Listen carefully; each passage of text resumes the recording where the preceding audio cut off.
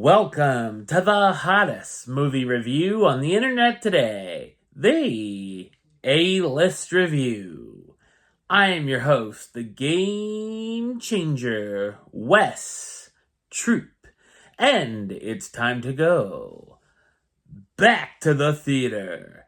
And the boys are back, but do they really have to be? My review of the 2024 action comedy Bad Boys: Ride or Die, coming up now.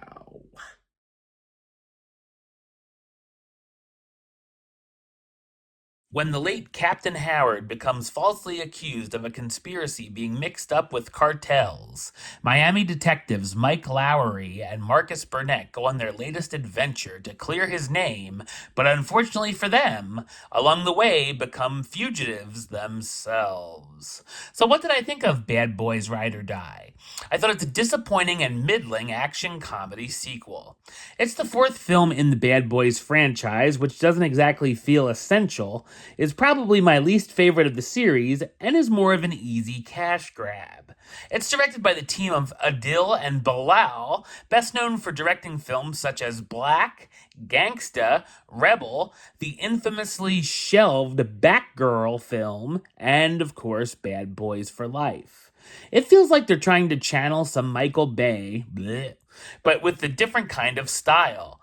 A little too much at times, and I can't believe I'd say that a Bad Boys film is a bit too much style over substance. There's certainly some interesting camera work at times, including an action sequence with the characters passing a gun, which almost becomes like a first-person shooter game. There are a few fun action scenes, such as Marcus's son-in-law Reggie fending off a home invasion, Mike's son Armando in a violent scene in the prison yard, and a bombastic finale set in an old alligator park with an albino alligator on the loose. Most of the so-called comedy, coming from a script filled of lame dialogue, feels very forced and is eye-rollingly bad, although a few lines got a chuckle out of me at least. The story is very by the numbers, from the opening shots of Miami to a villain threatening a rich person to steal money out of their bank account. It's filled to the brim with cliches. There's a few twists and turns, such as a surprise secondary villain. That's certainly not a surprise. The film becomes quickly overstuffed with subplots and characters who have nothing to do and really have no reason to be there. The boys are going through it again as Mike is newly married with a wife who gets held hostage, and Marcus has just survived a heart attack and a near-death experience with visions where he's told it's not his time, looking something straight out of Black Panther. The villains are extremely generic and are character types that normally get played by Neil McDonough. There's some questionable performances throughout, too. Will Smith is being Will Smith, which is fine. Martin Lawrence is overly annoying, but they both still have nice chemistry together.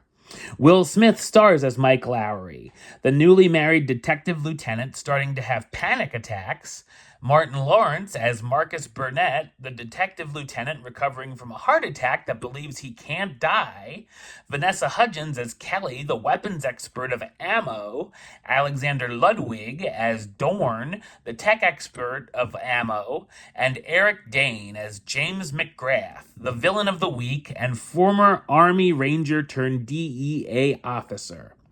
There's also a handful of cameos, including one from Michael Bay himself, who's irritating for even 30 seconds. While it has a few entertaining moments, Bad Boys: Ride or Die is an easily forgettable and unnecessary entry to a series that has already jumped the shark, or in this case, alligator. Number-wise, I'm going to give it a 4 out of 10, which gives it the A-list rating of meh.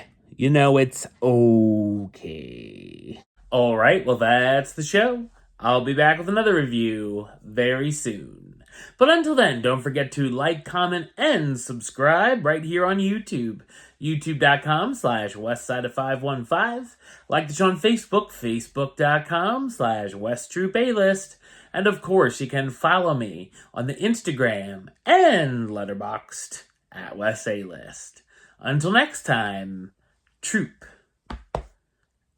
out.